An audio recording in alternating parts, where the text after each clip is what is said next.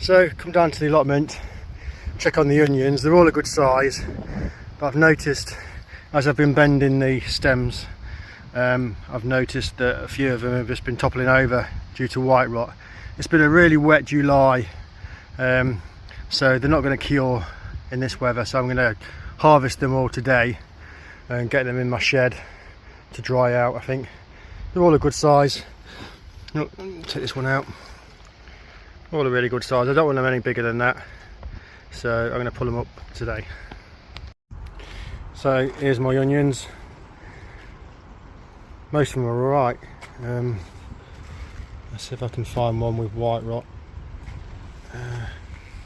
Yeah, so here, look, a bit slimy there. You can see the mould. So yeah, I don't know the reason. None of them have got leaf miner or anything like that. But I think it's just been too wet. They've not had a chance to cure properly. But I think I've saved most of them. They're all a really good size, so I'm happy with that. I just need to get them dried properly now, so I'll try and sort my potting shed out and get them curing. So yeah, these are all my onions dry now. I found some old greenhouse staging, so I've used those to rack them up.